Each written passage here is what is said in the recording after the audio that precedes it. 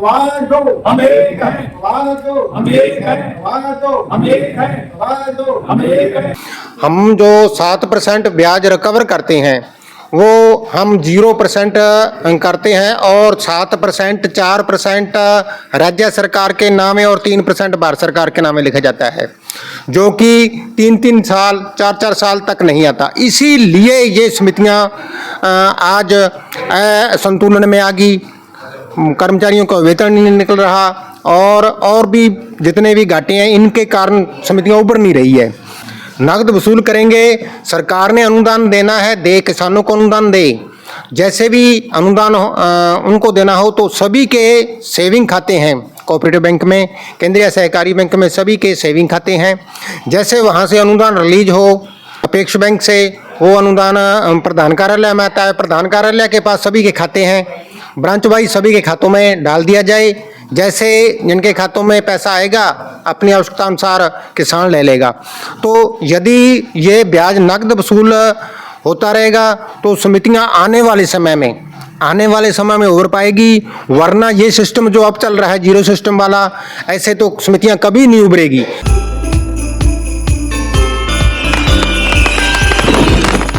नमस्कार मित्रों, MW news मुखर वक्ता में आपका स्वागत है। मैं इंद्र कुक्कड़ और आज मैं पहुंचा हूं हनुमानगढ़ जिले की गोलूवाला ब्रांच के अंदर।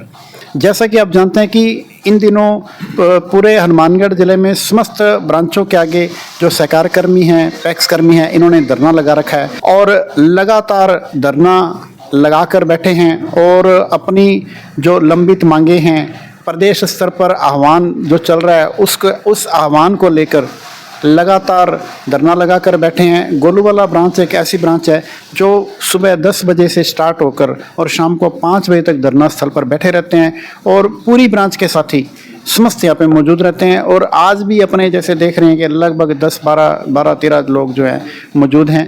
तो इसी बीच में सबसे पहले मैं बात करूँगा गुरसेवक जी से। तो गुरसेवक जी, सबसे पहले आपका बहुत बहुत स्वागत है जी। धन्यवाद कुक्कड़ साहब, आपका भी बहुत बहुत स्वागत। तो गुरसेवक जी, जैसे 27 फरवरी से लगातार ये जो धरना हनुमानगढ़ जिले में लगाया जा रहा है, कैसा लगता है आपको कि ये जो धरना पूरी तरह से पूरे जिले में सफल है और अपनी गोलूवाला ब्रांच लगातार एक्टिव रहती है, क्या कहना है? हमारी गोलूवाला ब्रांच बहुत ही सक्रिय है। हमारी बहुत ही ब्रांच सत्र पर सभी साथियों की एकता है। जिस तरीके से धरना हमने चालू किया है और समर्थन में उतरे हैं असहयोग आंदोलन के। हमारी ब्रांच में कोई DMR नहीं बनी है, कोई भी पैक्स कंप्यूटराइजेशन का काम नहीं हुआ है। हम सभी एक हैं, एक रहेंगे। और जो हमारी राज्य स्तर पर मांग है, जो 4 मांगे हैं उनका हम पूर्ण रूप से समर्थन करते हैं। हमारी पूर्ण ब्रांच, पूरी गोलूवाला ब्रांच जयपुर में भी पहुंची थी पूरी ब्रांच, और आगे भी जैसे जिला स्तर पर भी हमारी पूरी ब्रांच पहुंची और पूरा सहयोग दिया। आगे भी हम जयपुर लेवल पर, राज्य स्तर पर, जिला स्तर पर पूरा सहयोग देते रहेंगे। और हमारी इन 4 मांगों के साथ साथ सीनियर साथी जो हमारे जयपुर सत्र पर वार्ता कर रहे हैं, उनसे मैं निवेदन करूंगा कि एक मांग इसमें और रखी जाए जो कि सहकारी समितियों के लिए वह हमारे लिए महत्वपूर्ण होगी। वो मांग है कि जो अन्य बैंक हैं, जैसे नेशनलाइज बैंक हैं, वो किसानों से जो ब्याज है वो नकद रूप में लेते हैं और जो अनुदान उनके पास आता है वो बाद में उनके सेविंग खातों में जाता है। ऐसे ही हमारे होना चाहिए। हम जो 7% ब्याज रिकवर करते हैं वो हम 0% करते हैं और 7% 4% राज्य सरकार के नामे और 3% भारत सरकार के नामे लिखा जाता है, जो कि 3-3 साल 4-4 साल तक नहीं आता। इसीलिए ये समितियां आज संतुलन में आ गई, कर्मचारियों का वेतन नहीं निकल रहा और भी जितने भी घाटे हैं इनके कारण समितियां उभर नहीं रही है। तो हमारा मैं मेरे सीनियर साथियों से, राज्य सत्र के साथियों से निवेदन करूंगा कि वो इन मांग के साथ साथ जैसे भी टेबल पर मंत्री महोदय से वार्ता हो तो उस वार्ता में इस मुद्दे को रखा जाए कि जो 7% ब्याज है हम वसूली के साथ नकद वसूल करेंगे। नकद वसूल करेंगे, सरकार ने अनुदान देना है, दे, किसानों को अनुदान दे। जैसे भी अनुदान उनको देना हो तो सभी के सेविंग खाते हैं कोऑपरेटिव बैंक में, केंद्रीय सहकारी बैंक में सभी के सेविंग खाते हैं। जैसे वहाँ से अनुदान रिलीज हो अपेक्ष बैंक से, वो अनुदान प्रधान कार्यालय में आता है, प्रधान कार्यालय के पास सभी के खाते हैं, ब्रांच वाइज सभी के खातों में डाल दिया जाए।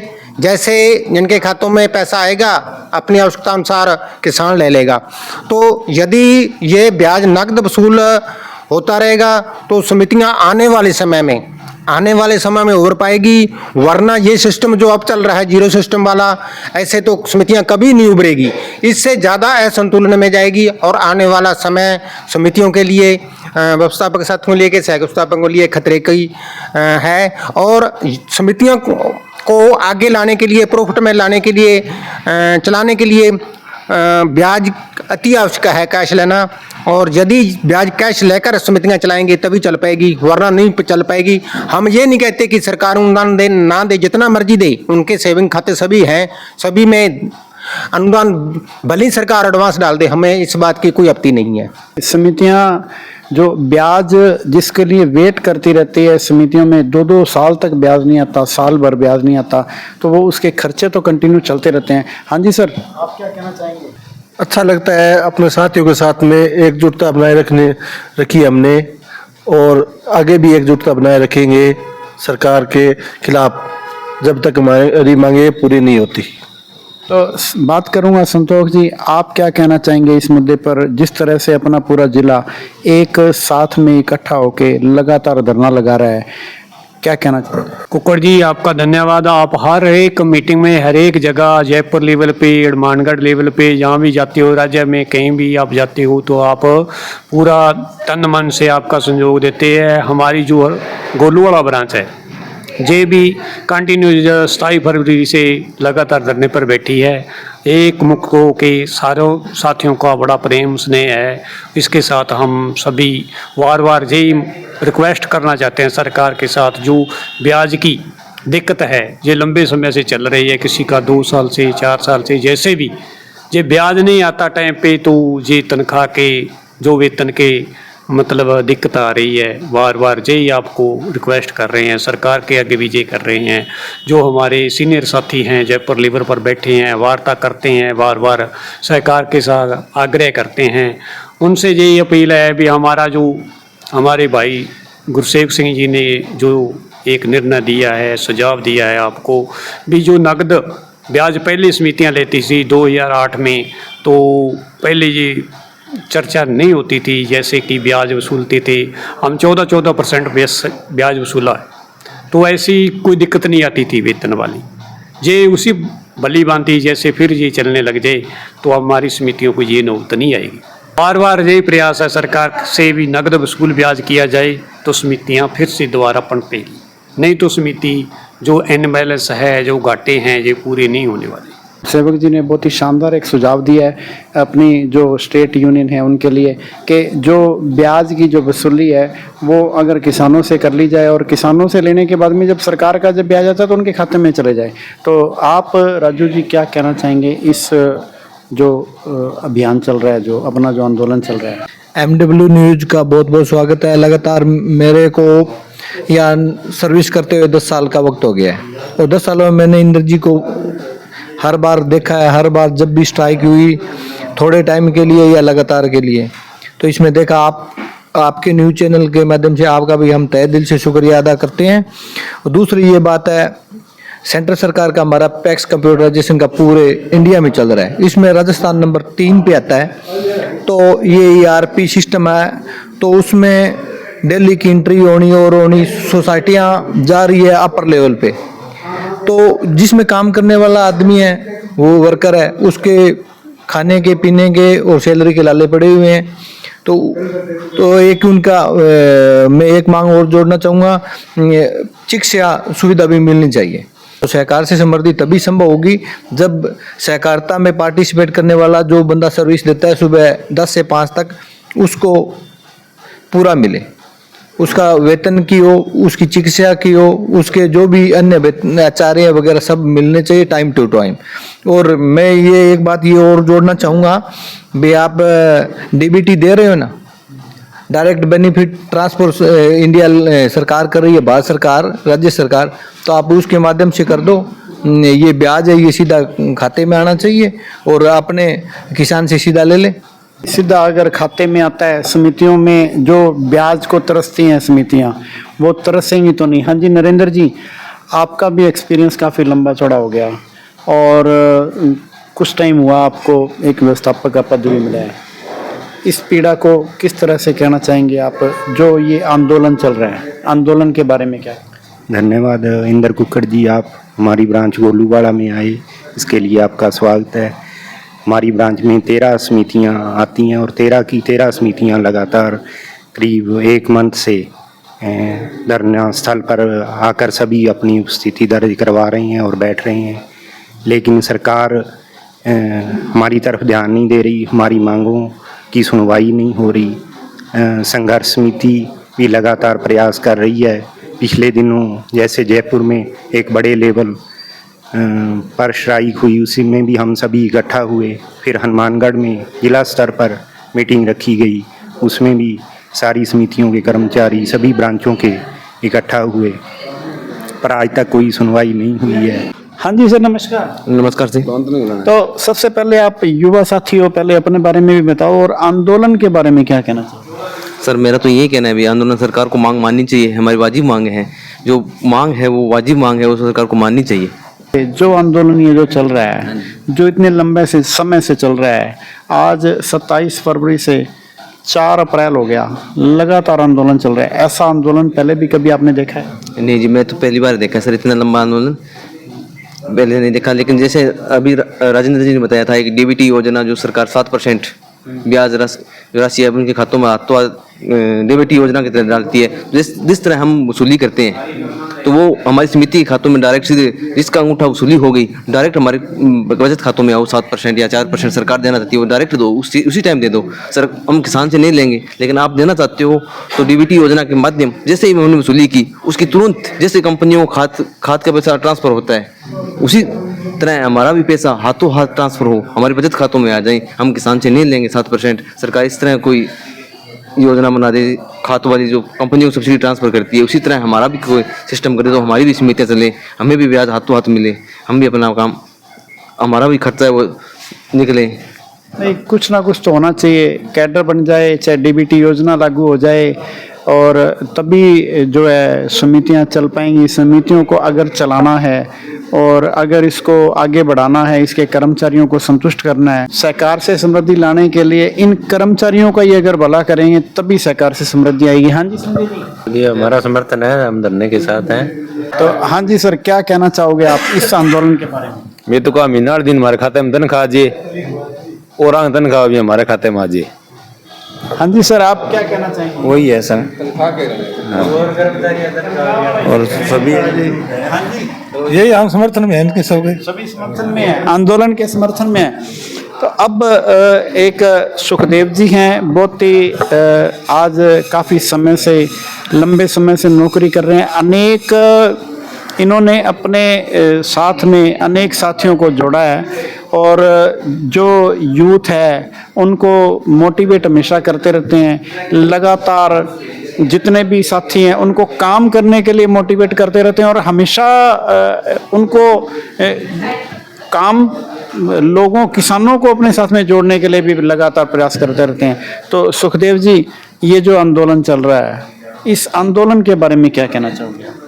धन्यवाद कुक्कड़ जी, पहले तो आपका बहुत बहुत आभार जो अब आप हमारे गोलूवाड़ा ब्रांच में इस धरना स्थल पर आप हमारे पास आए और हमारी मांगों को आप ही सबसे पहले मुख्य वक्ता के आप पत्रकार हो जिन्होंने हमारी मांग को राज्य सरकार तक पहुंचाने के लिए हमारा बहुत सहयोग किया है। इसके लिए हम आपका तहे दिल से शुक्रिया अदा करते हैं। और जो भी हमारी मांगे हैं, ये लगातार जो भी संघर्ष समिति के माध्यम से हम सरकार तक पहुंचाना चाहते हैं, वो सरकार हमारी जल्द से जल्द मांगों को माने और जिससे लोगों को भी हमारी समितियों से जो लाभ मिलता है वो लगातार जारी रहे। हमारी सरकार को जल्द से जल्द मांग माननी चाहिए, जिससे लोगों को जो एसटी लोन वितरण का कार्य है जो काफ़ी समय से बंद पड़ा है, जो रेगुलर चल सके, जिससे सभी को सुविधा का लाभ पहुंचाया जा सके। तो गुरसेवक जी, आप काफ़ी पुराने हैं, आज इतने लंबे समय से आप जिला यूनियन में हमेशा अग्रणी रहे हैं, और जब जब मीटिंग होती है मैं लगातार देख रहा हूँ कई सालों से कि आप हमेशा एक्टिव रहते हैं, और अब आप जो स्टेट यूनियन है उनको विशेष रूप से कोई सुझाव देना चाहें तो उसके बारे में बताएं। जी कुक्कड़ साहब, जिस तरह आपने बोला कि आप काफ़ी लंबे समय से, मैं 1990 से लगातार ट्रेड यूनियन से जुड़ा हूं। इस बार जो आंदोलन चल रहा है ये कुछ उनसे हटकर चल रहा है, तो मेरा सीनियर साथियों से सुझाव है कि पूरे राज्य स्तर पर जो ये एक महाआंदोलन बहुत भारी होना चाहिए, और हम जो सभी साथी हैं हम एक संचालक मंडल के साथ, बोर्ड के साथ जुड़े हुए हैं। तो मेरा सभी साथियों से आग्रह है कि हमारे वो जो अध्यक्ष हैं, उपाध्यक्ष हैं, पूरे का पूरा संचालक मंडल है 12 का, उनको साथ लेकर आने वाले टाइम में ये जो धरने प्रदर्शन चल रहे हैं ये ब्रांचों में ना होकर एक डिस्ट्रिक्ट लेवल पर, जिला लेवल पर होने चाहिए, और उसके बाद में एक बड़ा से बड़ा आंदोलन हमारे को शुरू करना चाहिए राज्य स्तर पर, चाहे वो विधानसभा का घेराव हो, चाहे वो सहकारिता मंत्री का घेराव हो, चाहे वो मुख्यमंत्री की सीएमओ का घेराव हो। ऐसा हमें कोई कठोर कदम उठाना चाहिए, तभी हम सफल हो पाएंगे। सरकार को जगाने के लिए कठोर कदम उठाने की मेरे को लगता है अब आवश्यकता बन रही है, और हमें करना चाहिए, तभी ये सरकार जाग पाएगी। ऐसी हमारी ब्रांचों में बैठने से ये सरकार सुनने वाली नहीं है, तो हमें इसके लिए अति शीघ्र ही मेरे साथियों से मैं निवेदन करूंगा, सीनियर साथियों के कि ऐसा एक प्रेस नोट जारी करें जिससे जिला स्तर पर और राज्य स्तर पर पूरा सरकार का हम कामकाज ठप कर दें।